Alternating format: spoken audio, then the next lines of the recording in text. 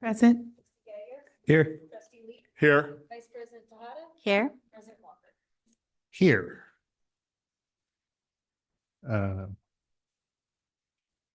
We have an agenda. Are there any changes to the agenda? There are no changes. Let's approve it. Move to approve the agenda. Second. All in favor of approving the agenda? Aye. Aye. We have some minutes from the June 2nd meeting. Let's take some action. Move to approve the minutes. Second. All in favor of approving the minutes from June 2nd? Aye. Aye. Item 5A is the board report. Who'd like to start? I'll start. I didn't do that much, but I did spend a lot of time with the board doing fun after board activity stuff. So that was very pleasant. I have nothing to report out, but I was kind of hoping it was going to be live streamed today, but I wanted to give my oldest daughter a huge shout out. She's graduating from college this weekend from UCSD. So big shout out to her. English. Good job, baby. I'm proud of you. A Jefferson Union product. No, that's English. Yeah, she went to Sacred Heart. Oh. But thank you. It's a good thing this isn't being live streamed. But she was a former student of mine. That's what I said. That's probably, yes, what confused you. Okay, for me, just a couple of things. It was fantastic being at Pacifica Pride on Saturday with some of you. Both watching Superintendent Presta in the car parade, and apparently I missed seeing President Walker actually didn't climb into the car afterwards because, such as it is, climbing into a Miata when it's rolling down the street. But it was a fantastic event, and also being able to just socialize later on that afternoon with some other Pride events. So I thought that Saturday was fantastic. I do want to give a shout out to my son, Henry Lee, who just started a new gig as a planning department intern for the city of Placentia down south. And he's actually attending his very first planning commission meeting tonight. So he's Mr. Clerk, a Jefferson Union product. Absolutely. And yes, and for Ms. Basmino over there, a Terra Nova product as well. And then lastly, Superintendent Presta did forward this email to all of us earlier this evening, but I would just have you, if you could just take a look at this request for support of AB 2003, which is a Assemblymember Mark Berman bill, which is a bill that would provide free online suicide prevention training for all school staff, students age 13 and older, and parents and caregivers.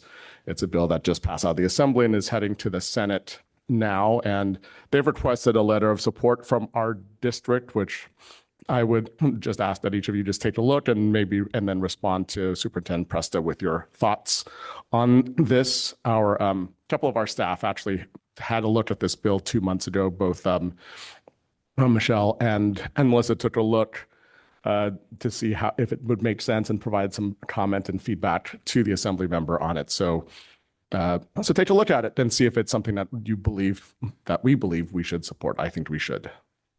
That is all I have.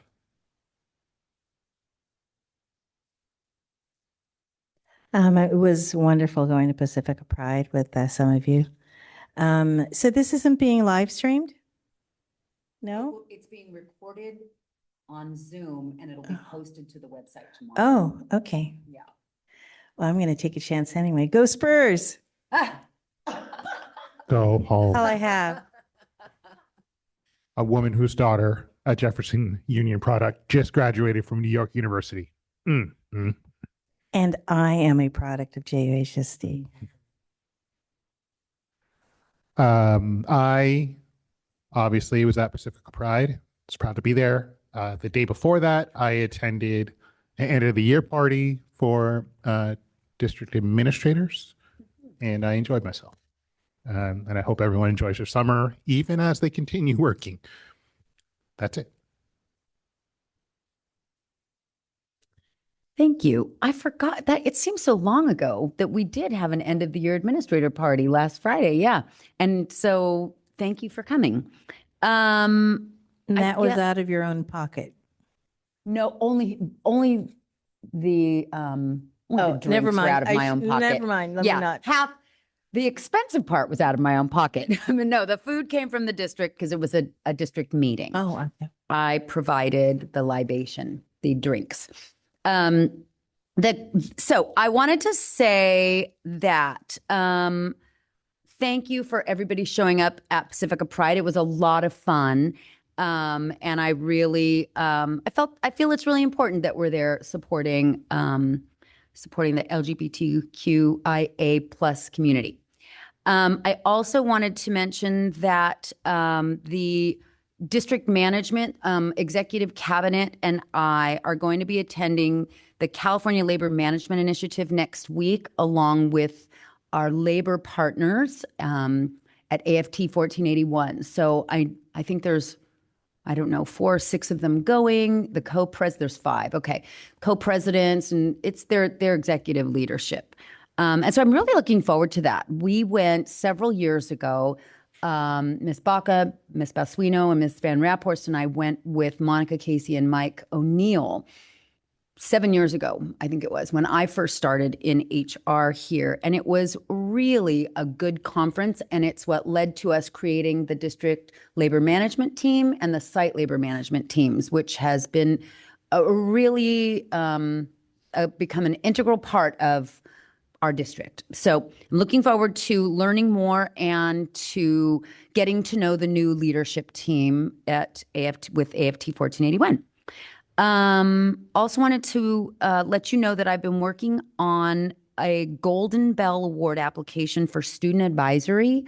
And I will run it by actually President Walker. We need your consent for me to submit it.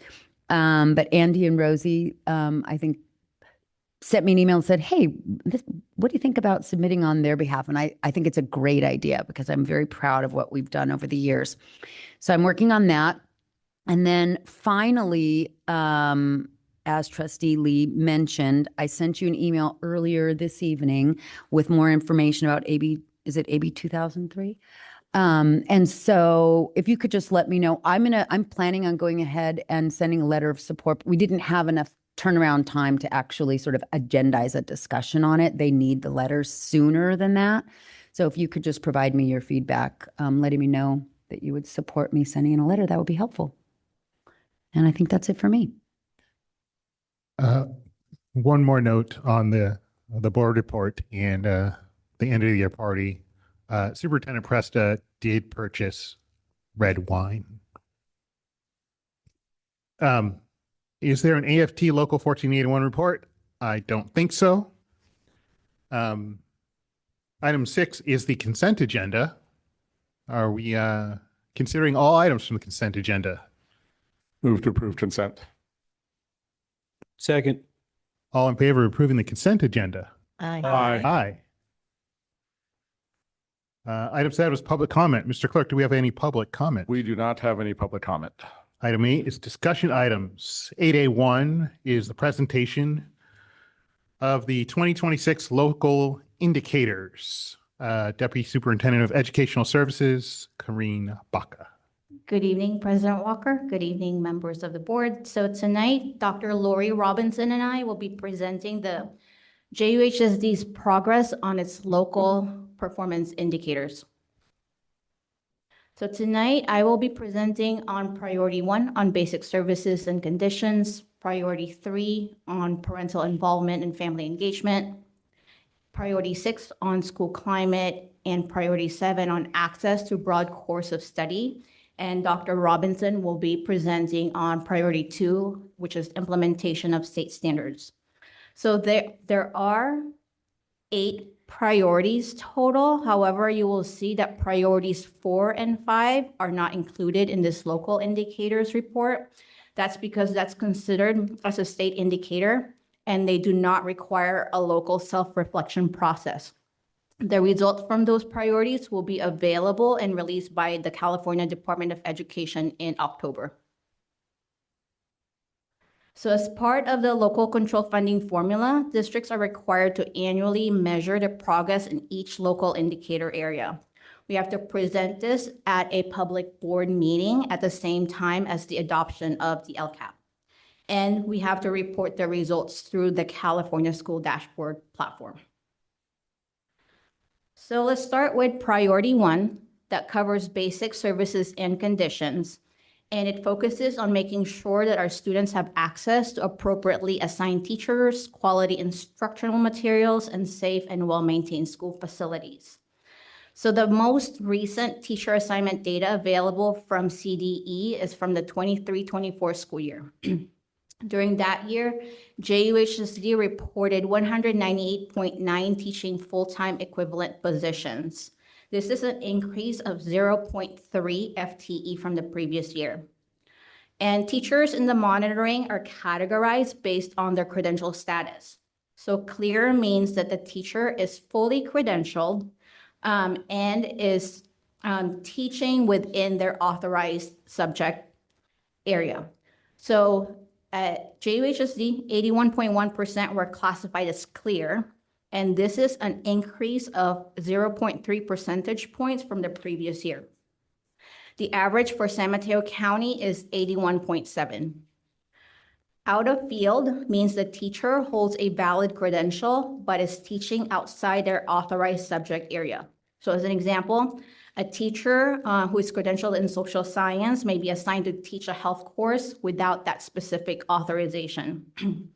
So in JUHSD, 2.8% of teachers were classified as out of field, and this is a decrease of 3.1 percentage points from the previous year. The average for San Mateo County is 2.5%.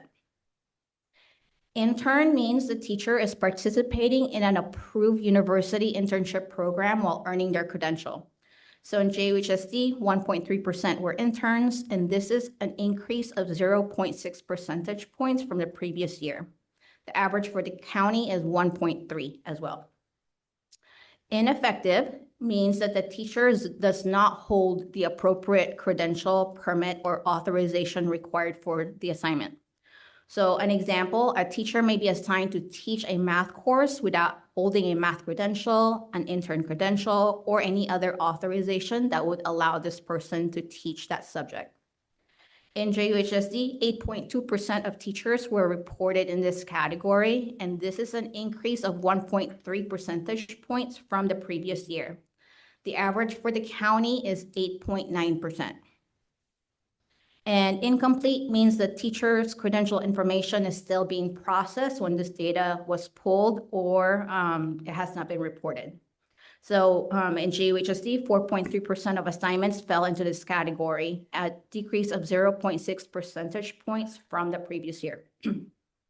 Before moving on, I would like to shout out our human resources team led by Director Lujan.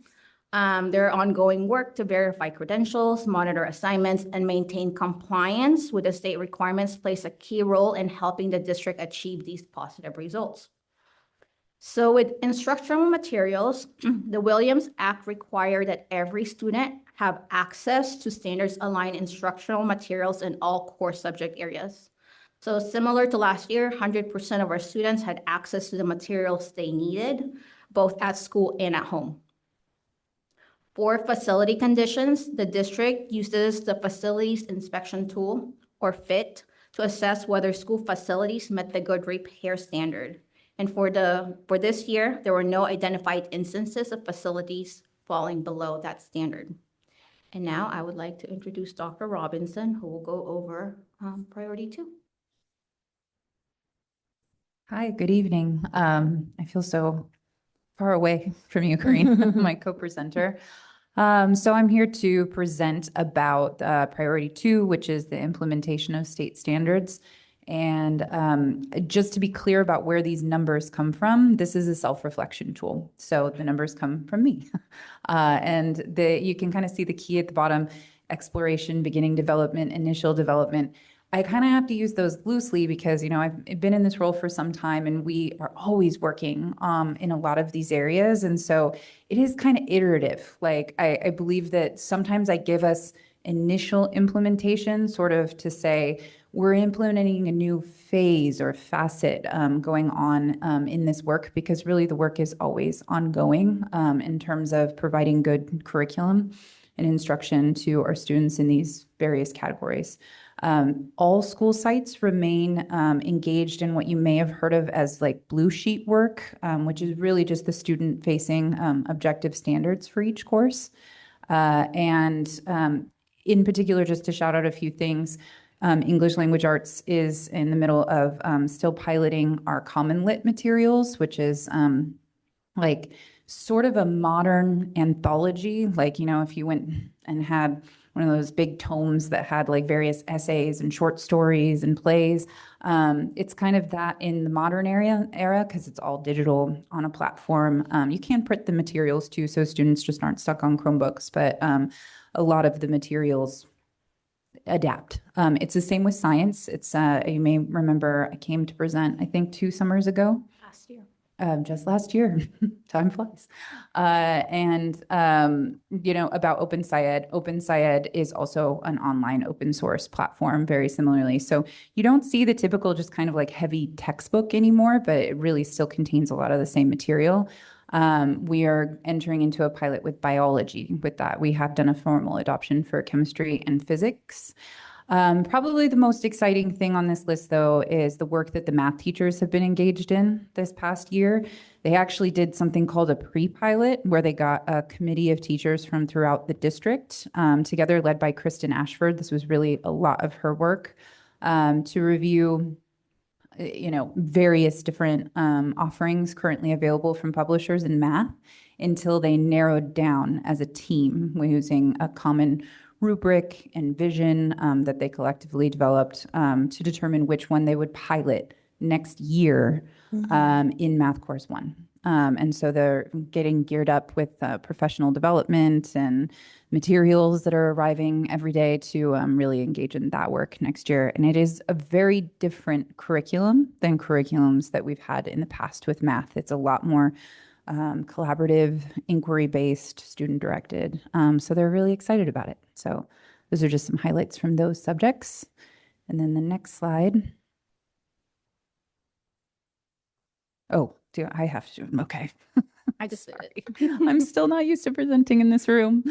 I'll Oh, put it back. and now I There see. you go. Okay, there we are. And then same for a lot of these subject areas as well. You know, I don't have to tell you about Denise. Denise's great work with CTE. A lot of work. They're still engaged in health, physical education, still working on refining their scope and sequence. Visual and performing arts continues to expand. They had the lovely art show out in the hallway here this year. World language collaborated quite a bit this year. They have a common summative assessment, actually, that they engage with throughout the district, even our Tagalog class and the French classes, along with the Spanish classes. So yeah, the work just kind of is continuing on, and we continue to try and offer professional development to actually help the implementation instructionally of those curriculums. So that's it for me. Okay, priority 3 is about parent involvement and family engagement. So the district rated itself at full implementation in most areas related to building relationship with families. So our strengths in here include our family liaisons at Jefferson and Westmore High School, our bilingual enrollment and intake support, expanded communication through Parent Square that actually allows translation features back and forth. We have interpretation services during board meetings and family events. And also we have community events such as the Immigration Resource Night and also some wellness events. Family survey feedback indicates that many families feel welcomed, supported, and connected to school staff. And at the same time, some families express a desire for more proactive communication regarding student progress and available supports, which remain an area of growth for us. So while relationships with families are a strength, the district identified opportunities to strengthen partnerships that directly impact student outcomes. So the district is rated itself as at the initial implementation level.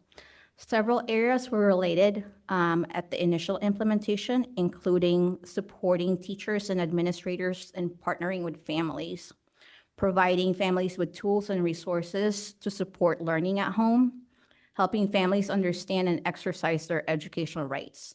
So the next year, the district will continue expanding family engagement opportunities related to academic planning, college and career readiness, and student support services. In addition, JUHSD was recently accepted into California's Community Engagement Initiative, or CEI. So through this partnership, a small group of people will work alongside other districts and county office of education to strengthen engagement practices, build staff capacity, and create more meaningful opportunities for students.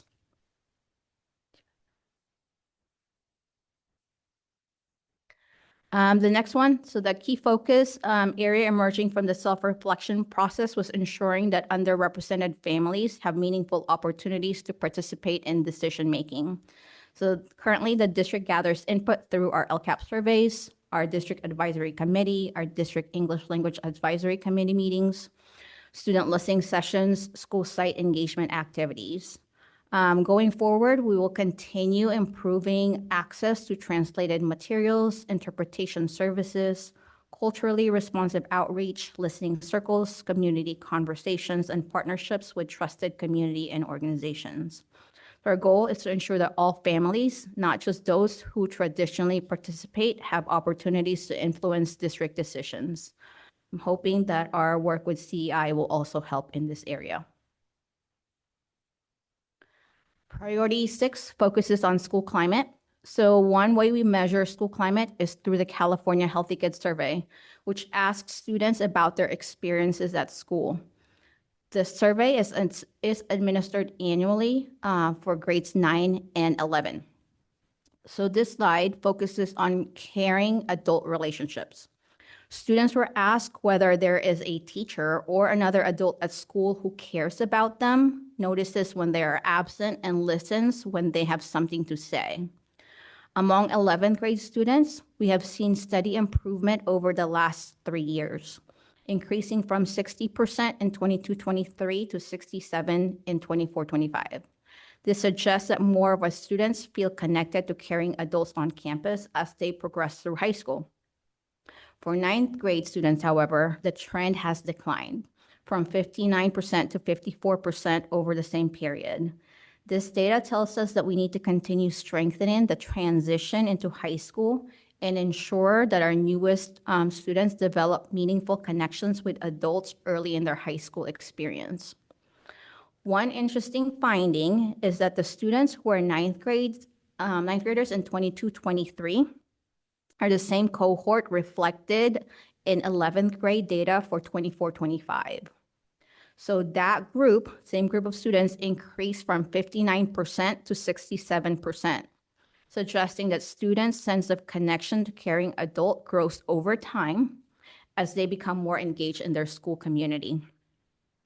So looking at student groups, we continue to see variation in experiences. While many groups reported positive results among 11th graders, like Hispanic Latino students reported 63%, white students reported 58%, multiracial reported 68%. These differences remind us that students do not experience school in the same way, and that we must continue listening to student voice and responding to the unique needs of our different groups.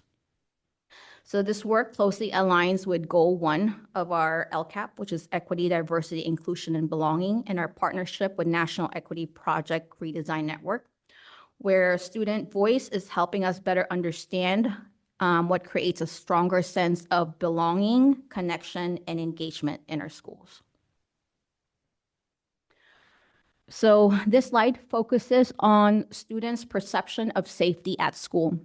Students were asked a simple but important question: how safe do you feel when you're at school?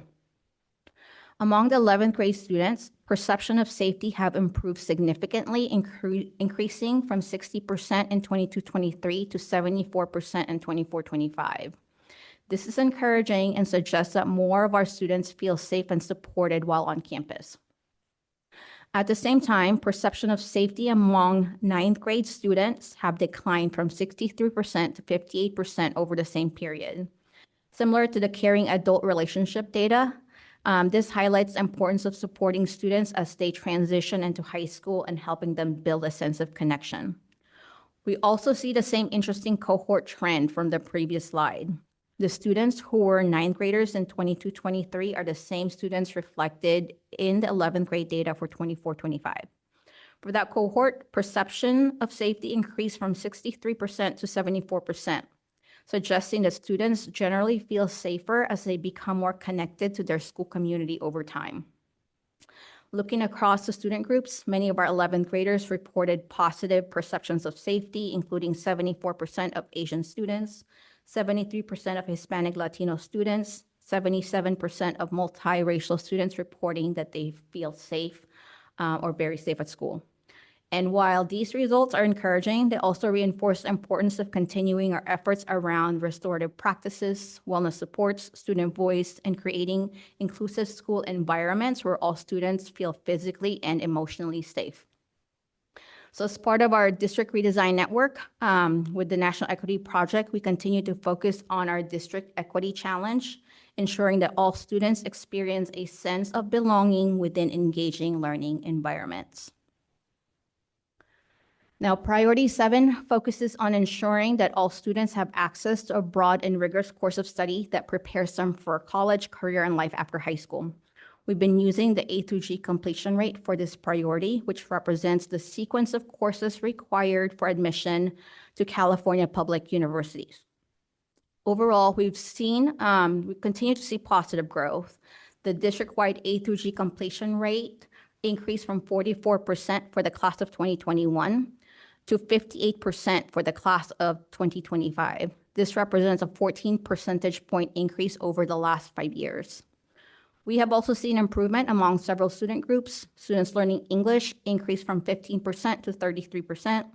Socioeconomically disadvantaged students increased from 37% to 51% during that same time period. These gains suggest that efforts such as expanded counseling supports, increased access to rigorous coursework, dual enrollment opportunities, and targeted academic interventions are helping more students meet the college entrance requirements. And at the same time, some groups continue to face barriers. For example, their students with disabilities had an A through G completion rate of 15% in 2025. While there has been improvement over time, this remains an area where we must continue to focus our efforts. This slide breaks down the A through G completion rate by race and ethnicity. There are several bright spots in the data. Asian students had an A through G completion of 80%, Filipino students 64%, white students 61%, and students identifying as 2 or more with 68%. We also continue to see opportunity gaps. Hispanic Latino students completed A through G requirements at a rate of 39%, while African American students were at 40%. It's important to note, however, that the African American student group is very small, with 4 students meeting A through G requirements last year. As a result, even small changes in the number of students can have a significant impact on the percentage. However, we have seen encouraging growth over time, increasing from 6% for the class of 2021 to 40% to class of 2025. And this slide provides a school level view of the A through G completion rates for the class of 2025. And we see variations across our schools, with Oceana reporting an A through G completion rate of 80%, Jefferson at 66%, Terra Nova at 63%, Westmore at 47%, and Thornton at 2%. The data also highlights disparities among student groups within schools. For example, students learning English and students with disabilities continue to have lower A through G completion rates at several sites. These findings reinforce the importance of continuing our work around equitable access to rigorous coursework, co-teaching, universal design for learning, counseling supports, dual enrollment opportunities, and targeted interventions. So our goal is to ensure that every student, regardless of their background, school, or circumstance, has access to the courses and supports needed to graduate to prepare them for their chosen post-secondary path. And that is it. Thank you.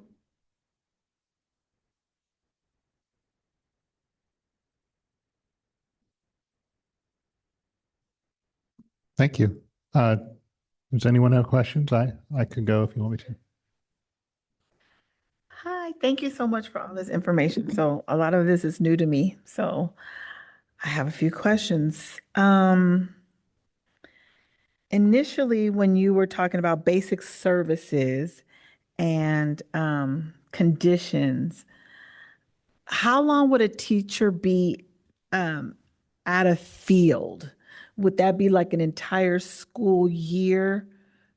This is usually gathered every single year. Oh, And so okay. they're assigned to different courses each year. Mhm. And so we've been really, really diligent in making sure that our teachers are assigned in the right courses.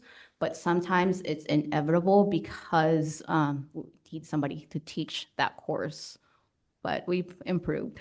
It's just not there yet.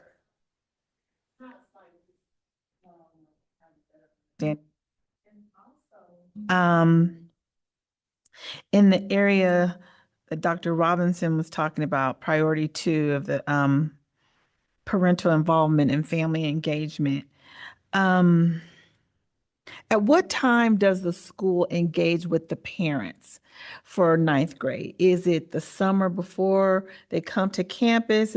Do they have some type of something in eighth grade towards the end or something? Or is it just starting from first day of classes? As far as I know, once the students have been identified as to what school they will be attending, the principals make connection with them and send them messages, and they have kind of like a welcome meeting for families.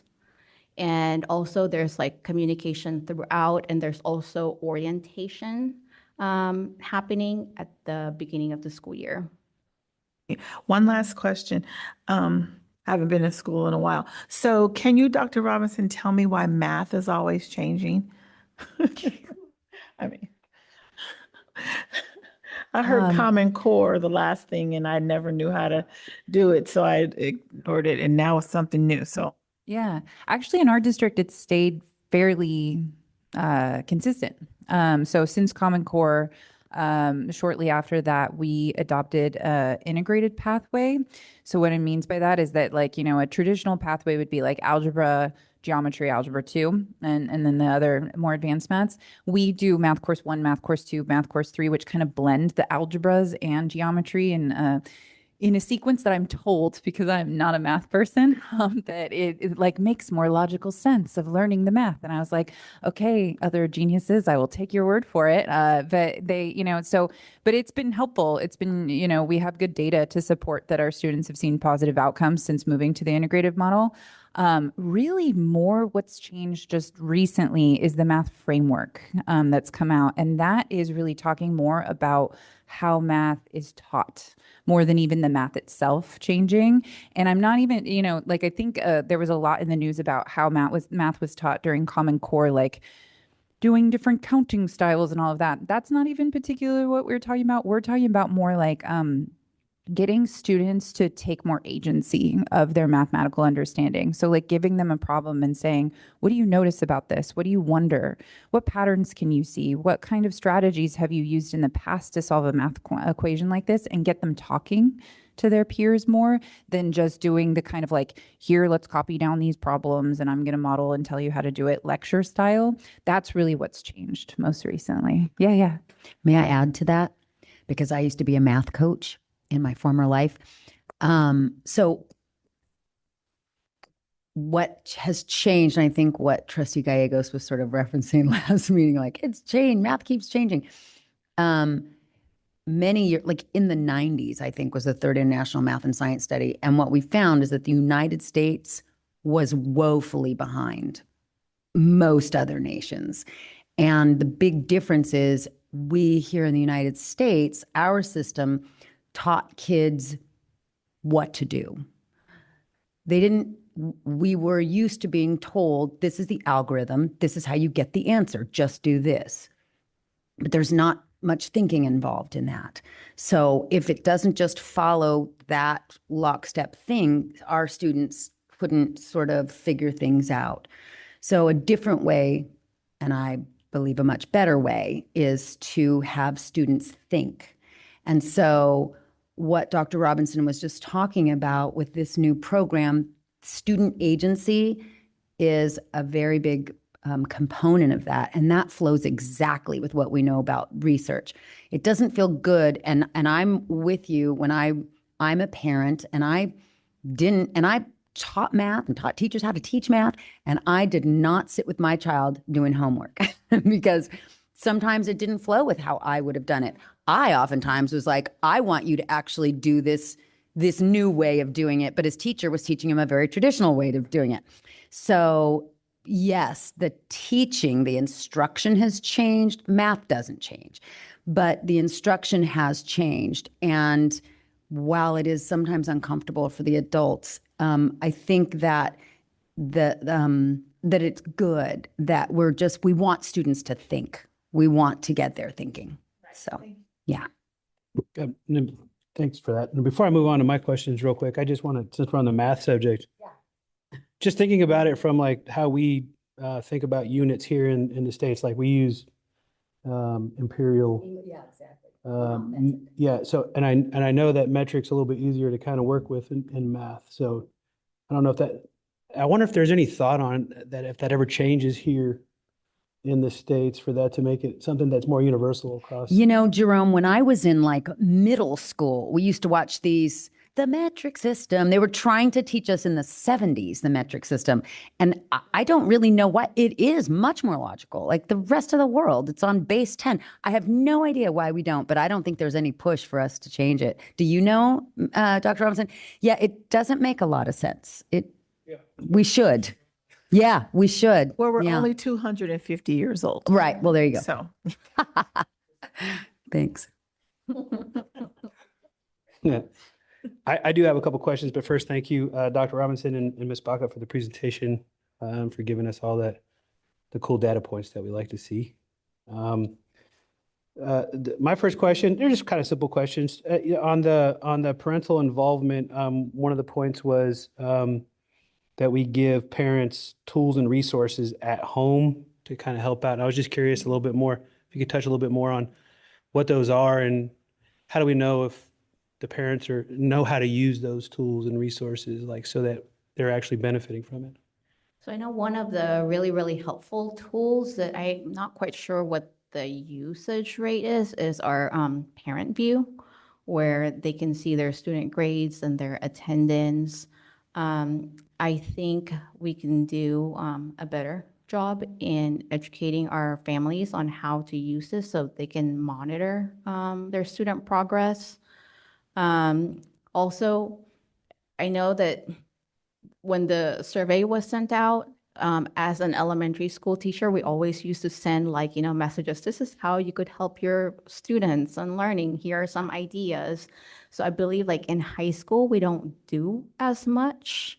So I don't know if that's exactly what the families are looking for in order to help our students.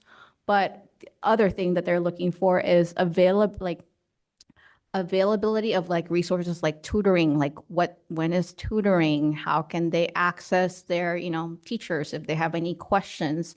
So I think we can really do a better job in communicating that for each of our school sites because they're all so different. Yeah, that's interesting. I mean, as a parent of students before and wanting to be able to have resources to help my child when they're struggling sometimes with something they learned at school, I think it is interesting to kind of be able to have, something like that at your fingertips if we knew what it was or how to use it. I don't, but how much do you get the parents involved in your child's education? I mean, they're there with them all the time. But I mean, how much do we know? How do we teach them with the same things that they're being taught at school? I don't know. It's interesting to see how that all ties in from a parent's perspective. No, but thank you. And then you did mention the survey thing. I had a question about the survey. And it seems like the survey is particularly with the question about safety, or even the one before that. Is it just like a one-line question with no follow-up? Like, do you feel safe?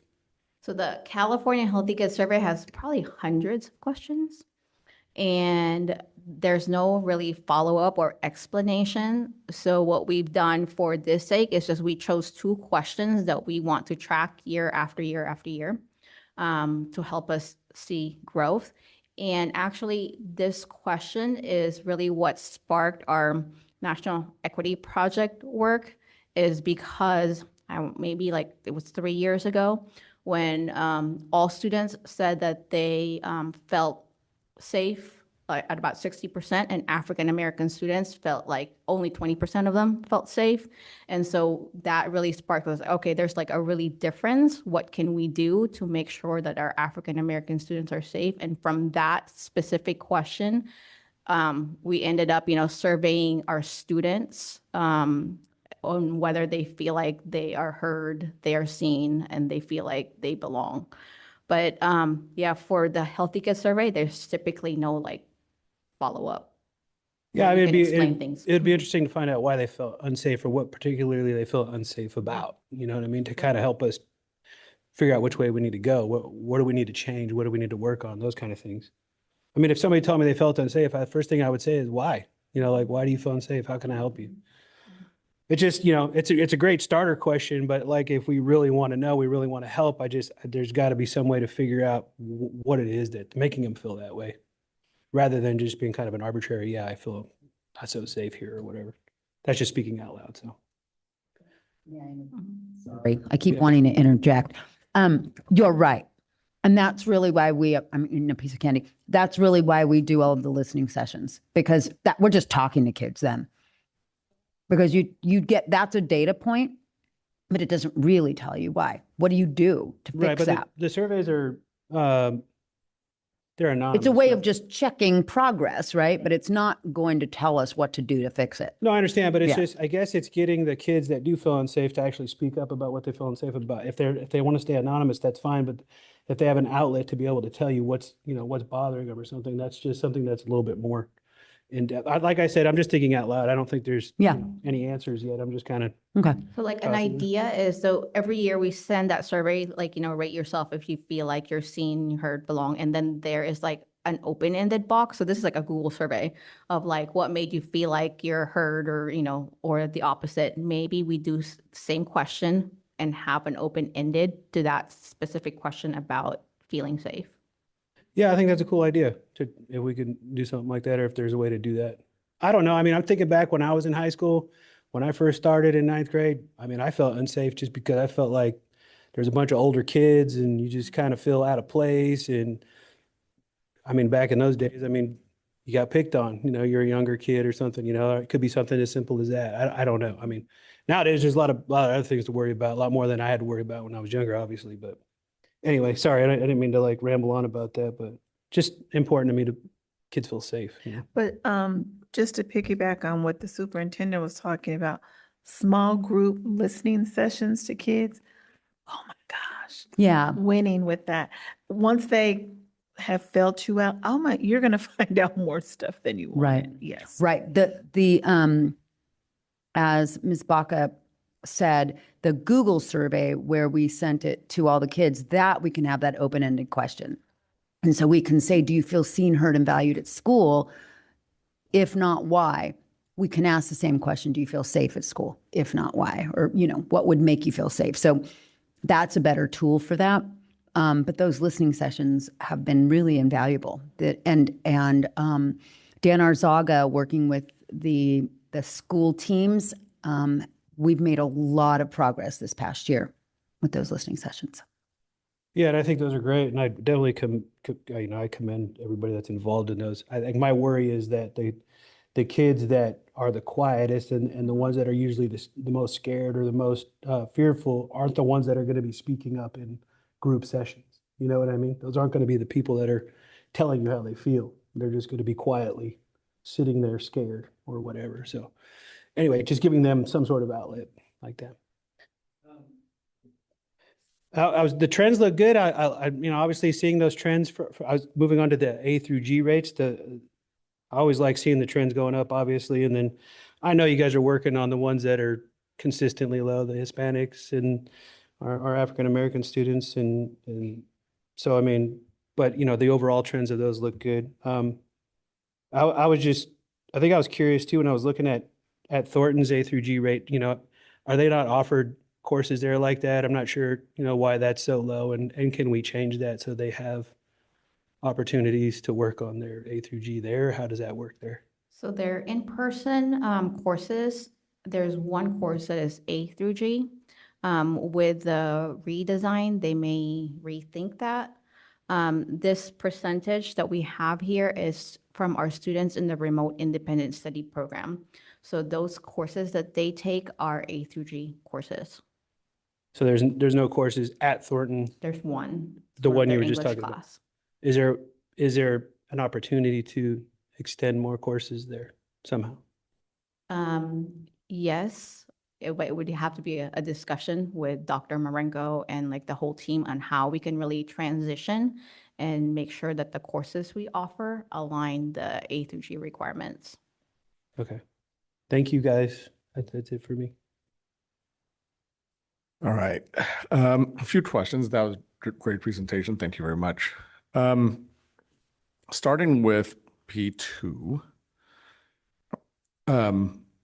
what would it take for you to consider a program as a 5? Well, I appreciate the humility to grade ourselves a little bit lower, and I think we should, because I don't think we're ever perfect. But what would actually say that this is truly a sustainable program? I mean, I'm always dreaming of a 5, but it's to me, the key word in that one is sustainability. Like, and to me, that means that it's like something that could kind of keep going. Like, you switch out all the players and, like you can switch out the curriculum even, and it's just like there's systems in place that Right. are holding it.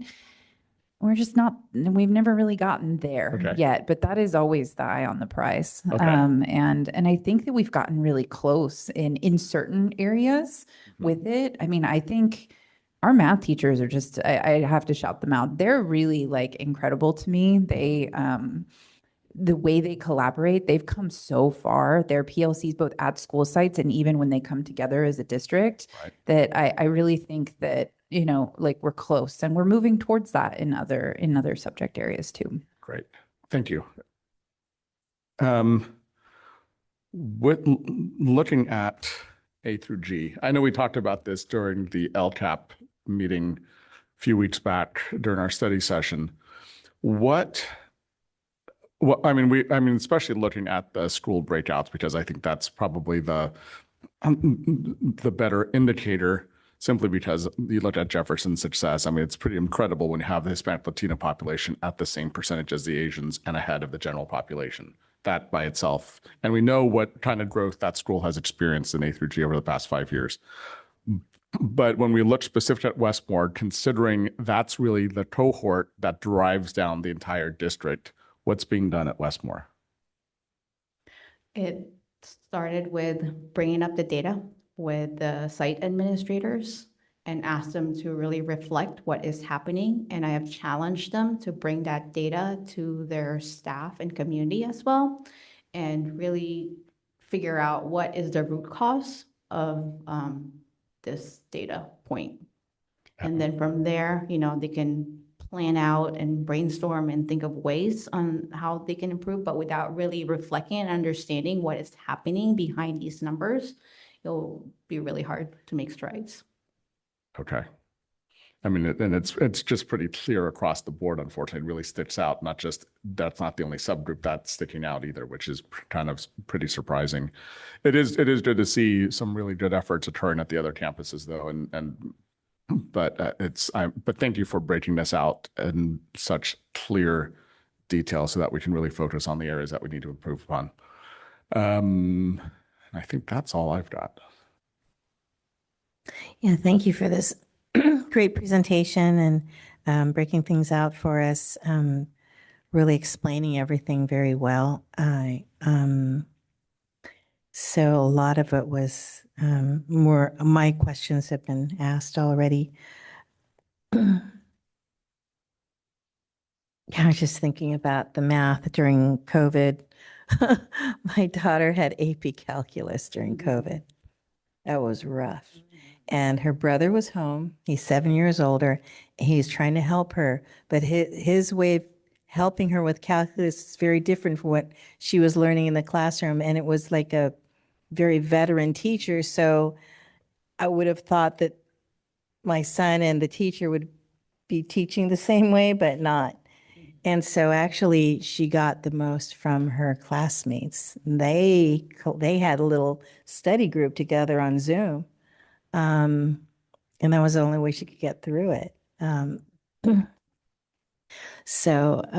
But yeah, our math teachers really, what everything that I've seen, especially Miss Ashford, how she's really embraced, driving this forward. I'm really impressed by the pre-pilot.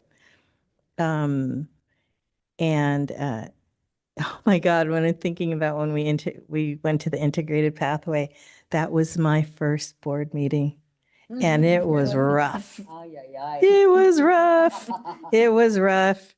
And the superintendents from Jeff L. and Pacifica came to speak about it. And all these teachers are shaking their heads. Were totally against it.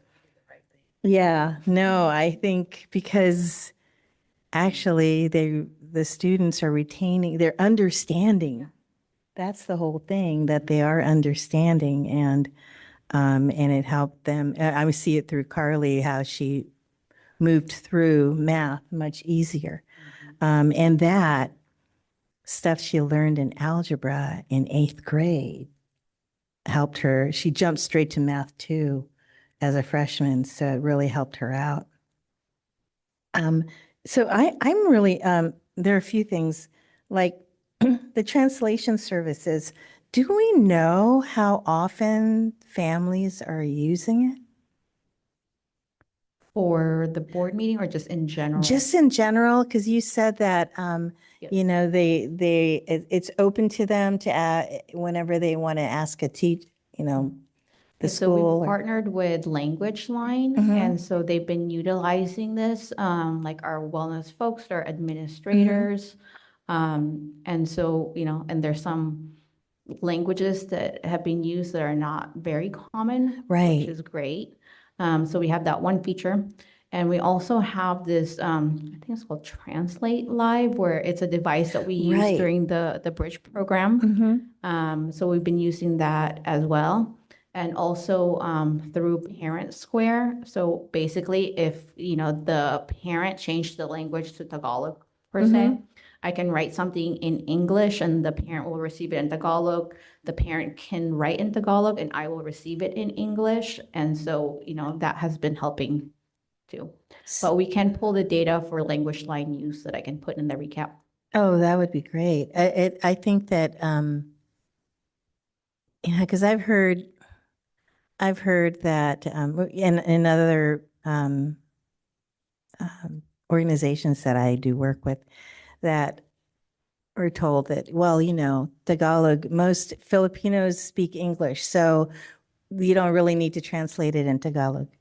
And I say that, we have a lot of Filipino immigrants, and they may be able to, read English and speak English, but the preferred is Tagalog, and then they feel more included. And because when you see it in your own language, you're more likely to read it. So if you have these newsletters or whatever going home and it's in your language, then you feel seen and valued. So I love that we're really making a big effort. And I know it's taken a few years, and it's just, I think that the rating system here we really, are being conservative. And I like that we're always pushing for growth. There's always more to get you. There's always room to get better.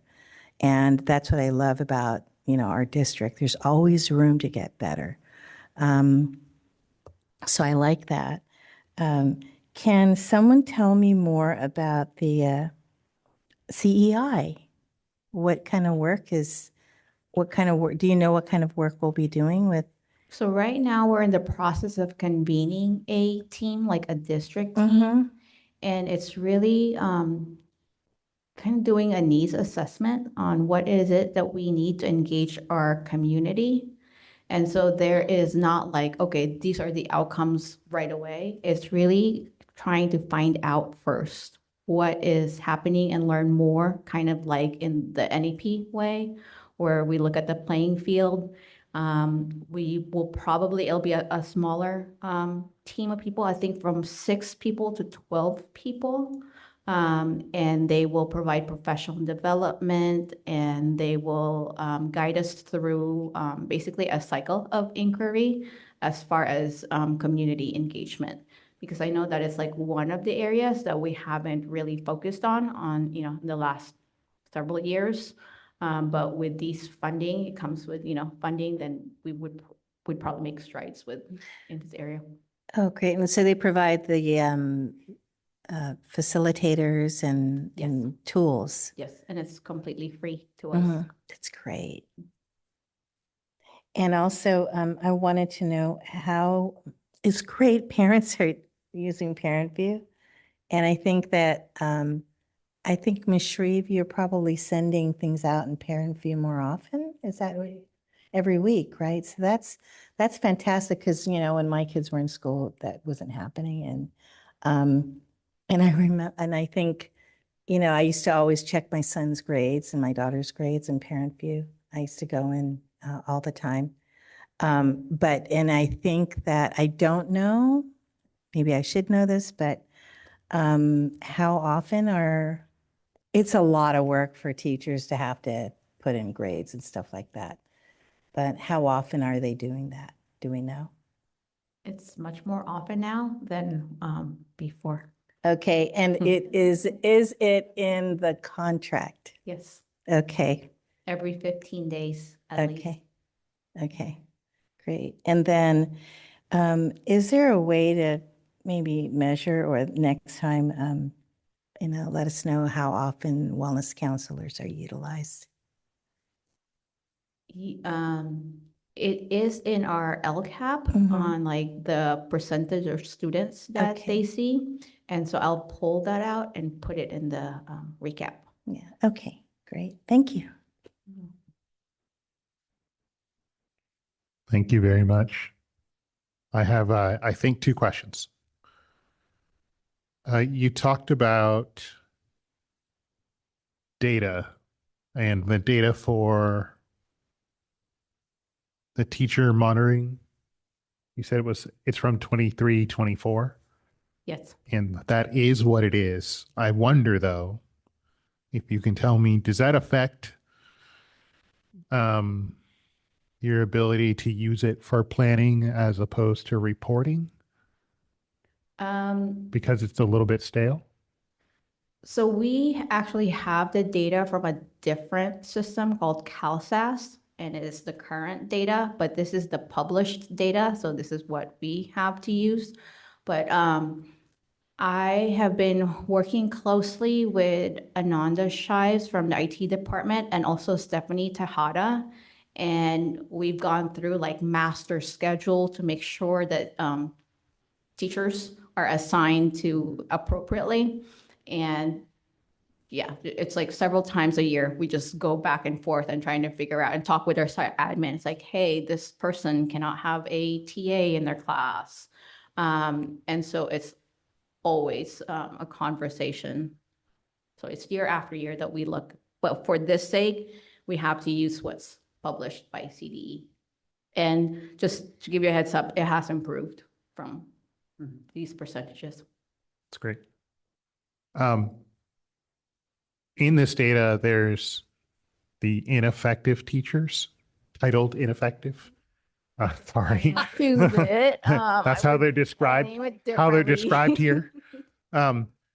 You mentioned that our percentage is close to the countywide percentage, and it strikes me as maybe being high. I don't really know, but really my question is about, are there common reasons for our percentage to be near the county percentage? Is there like one thing where we don't have enough teachers for this that affects that percentage? The areas that I saw so far, and Director Lujan can correct me with this, is special education is an area. For 23-24, health was also an area of need for us because I believe they don't offer like health credentials anymore. And so teachers would really have to go through like, LA or something like that to get their credential. And the other area is world language. So those are the top three areas where teachers were like in the out of field and ineffective. Can you explain again what ineffective in this context means? So ineffective means that they are not credentialed at all. So they could actually have like an intern credential. Sorry, not intern, like a variable term waiver. So if they have a waiver, they will be considered as ineffective. I don't know what else. The other two waivers would be a short-term staff permit or a provisional a PIP, a provisional permit. When I was a teacher, ineffective meant that Walker was teaching it. And you were talking about student safety data. And you mentioned something about a family program at Jefferson and Westmore, and I missed how you described it. A family program? Yeah. You mean the liaison? They have I don't know. family liaisons that assist with the intake of our newcomer students at Jefferson and Westmore. Okay. And that's just because they have more newcomers. Yes. Thank you very much. Oh, sorry, I forgot that I'm running a meeting here. Any other discussion questions? We don't need to take action, right? Thank you very much.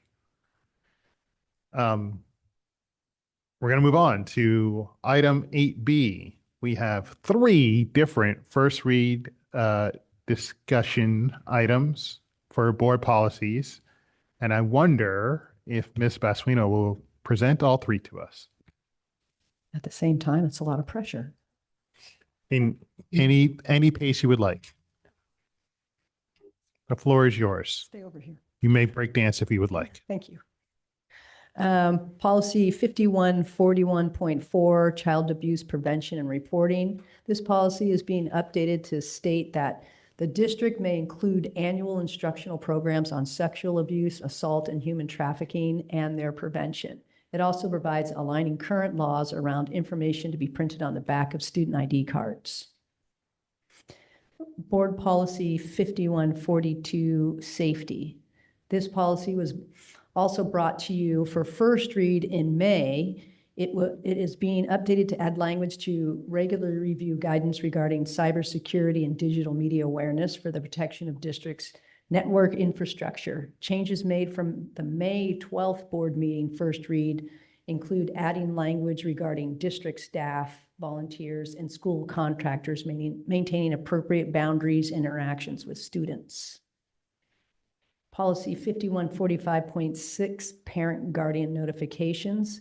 This policy was brought to you as a first read at the May 12th board meeting, but changes were provided since then. It is being updated to ensure that district provide alternative formats for qualified individuals so they can effectively participate in any program, service, or activity as required by law. Changes made from the May 12th board meeting first read include swapping out essential communication for effective communication and between district and families for from district and families. Thank you. These are first read items, board. Does anyone have any comments or questions?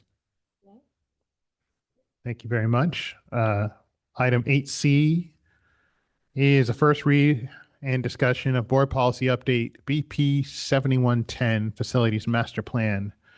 The Deputy Superintendent for Business Services, Ms. Van Raphorst.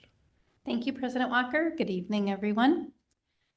The changes to this policy reflect new laws around educator housing and sustainable building practices. The noted changes align with recommendations from CSBA, and if there are no comments, it will come back for your approval on the consent agenda. Any items, board? Any discussion, board? Okay, thank you very much. Item 9A1. is a resolution. Ms. Presta will tell us about it. Thank you.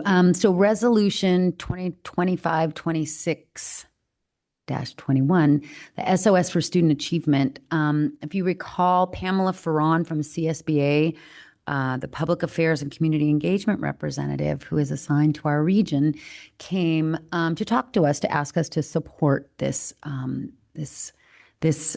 resolution. It is CSBA's statewide effort focused on improving student outcomes and closing persistent achievement gaps. The initiative advocates for a coordinated system of support across the state, county, and local education agencies, aligning policies and resources to promote student success, increased accountability through shared responsibility, and greater flexibility for local educational agencies to implement innovative strategies that meet student needs. I recommend that you pass this resolution. Any discussion? Yeah, just quickly. This, I think we saw presentations on this back in December at the conference with what CSBA would like to see happen at the state level, very specifically, that the state itself would be held accountable for closing the achievement gap. We, school districts and counties offices of ed are always held to that same standard, but the state itself hasn't, and we haven't been able to close the gaps substantially over the past 30 plus years. So this is in support of very specifically a 4-bill package for assembly bills that now passed the assembly and are now moving on to the Senate. And I know that they would love to see this resolution and other resolutions from other districts by the end of this week, I believe, right? Since it is going to the Senate Education Committee next week. So that's what I've got, and I'll make a motion to approve said resolution. Second. All in favor of approving resolution 25-26, number 21? Aye. Aye. Item, I've lost track. I'm sorry. I'll get it back. Don't worry. It looks like 9B1, which is approval of the 26-27 local control and accountability plan. Ms. Baca. Hello again. So the LCAP outlines JUHSD's goals, actions, and services and expenditures to support our unduplicated students with a focus on English learners, foster youth, and low-income students. This plan was developed through consultation with students, families, staff, bargaining units, advisory committees, and the Board of Trustees. So the key updates for the 26-27 LCAP includes continued investments in mental health and wellness services, instructional coaching, dual enrollment, college readiness opportunities, English learner supports, co-teaching, and inclusive practices for students with disabilities, and student voice and belonging initiatives. The plan also includes refinements to the long-term English learner program, a pilot reading intervention support section for students with disabilities who need foundational literacy support. And of course, we're continuing our implementation of our equity-centered improvement efforts. So based on the projected enrollment of unduplicated students, approximately 4.6 million in supplemental funding will support actions and services principally directed toward improving the outcomes for these student groups. And with that, I recommend that the board approve the 26-27 LCAP. I have a question. So we've talked now for going on 4 years when I was here about the unduplicated population. Is that a focus of the district or of the state or both? It's the state's focus, and that is a term that they've used for the 3 groups. Got it. Thank you. Anyone else? Move to approve 2026-2027 local control and accountability plan. Second. All in favor? Aye. Aye. Thank you. Item 9C1, the certificated substitute side letter agreement. The Director of Human Resources, Ms. Lujan. Good evening, everyone. So for this item, AFT 1481 and the district entered into a side letter agreement for the certificated substitute contract to align the contract language with current practices, specifically as they align to priority assignments for our subs and to provide clarifying language about the mandated annual trainings.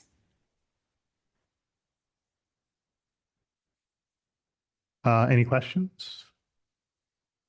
There is a recommendation that we approve this side letter. So moved. Second. All in favor of approving the side letter agreement? Aye.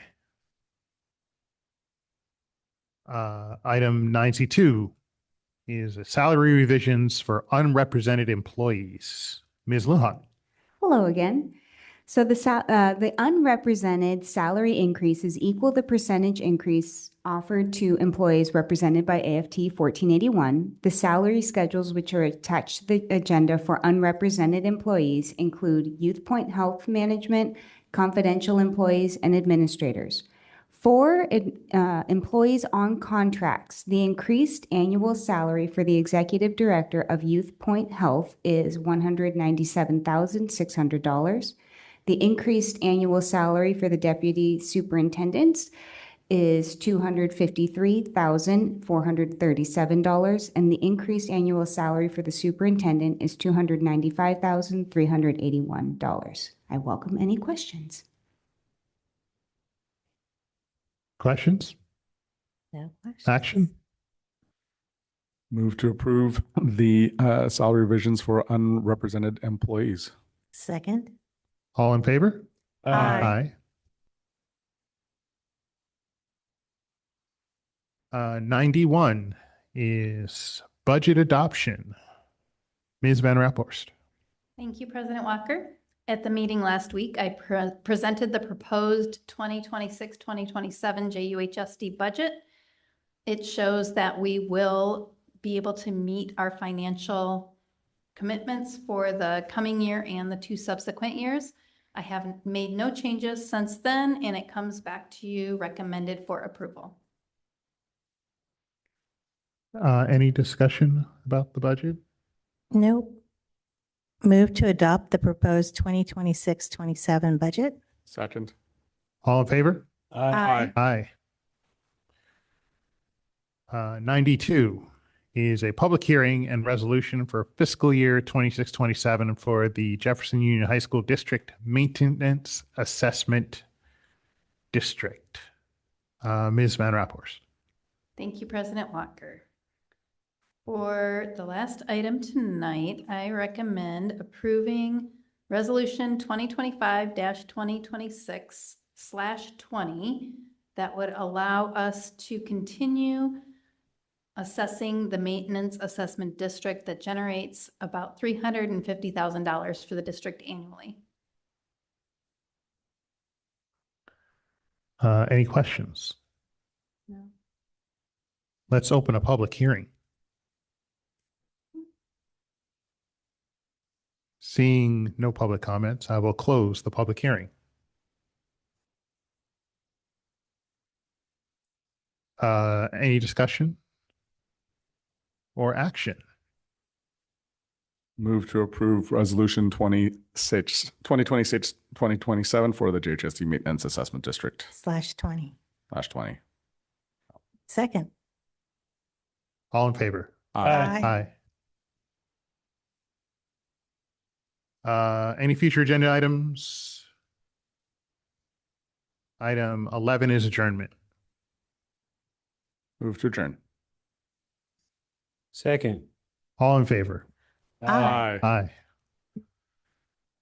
Do I have to? I'm going to say this now that we're ended on the maintenance assessment district resolution. It's not numbered correctly.